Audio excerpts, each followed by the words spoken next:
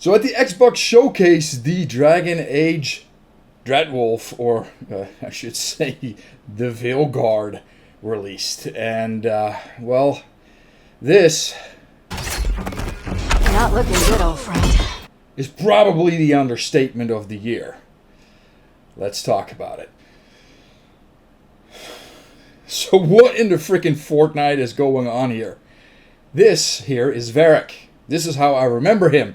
This is essentially what I got in my head when I think about Dragon Age, but this trailer just upset the balance in a big way. If you look at Solus in the 2020 Game Awards trailer, he looks like Solus from Inquisition. There's no mistake.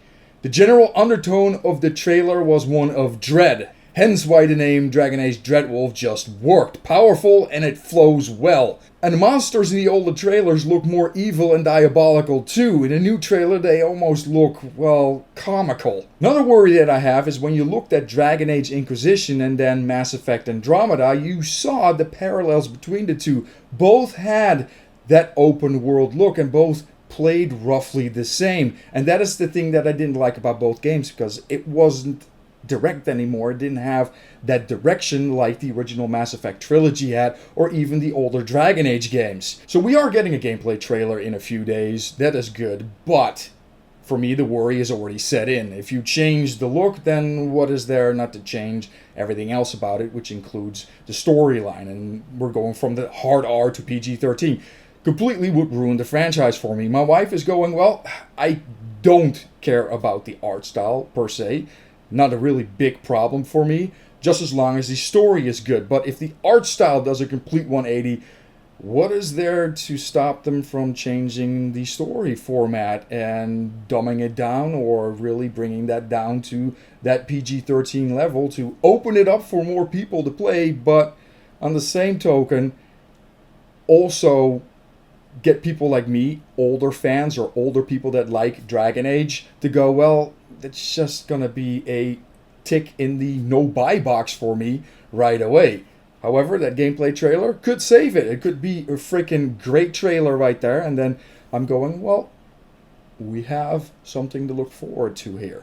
I'm not gonna say that these graphics that they've shown are absolutely terrible, because that is definitely not the case. It looks alright. It's just a departure from what we are used to.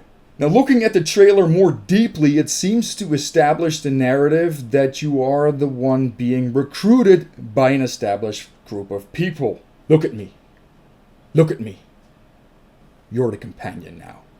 I'd rather spend the time acquiring my companions rather than having a predetermined group available to me from the get-go. Various skills between the characters in the trailer is also clear as day. We got Harding, the scout, who is a dwarf, Neve, a human detective, Lucanus, a human mage killer, Belara, an elf veil jumper, Emmerich, a human necromancer, Davrin, an elf warden, who also has an animal companion, Tash, a Kunari dragon hunter, and then you, the leader, and probably the Veilguard. The end splash screen shows a total of 8 companions, 7 of which who got their own highlights in the trailer. Varric, the rogue, apparently needs no introduction. So what is your opinion? Do you have a good feeling about this trailer, or like me, you're apprehensive because of the change in the way things look?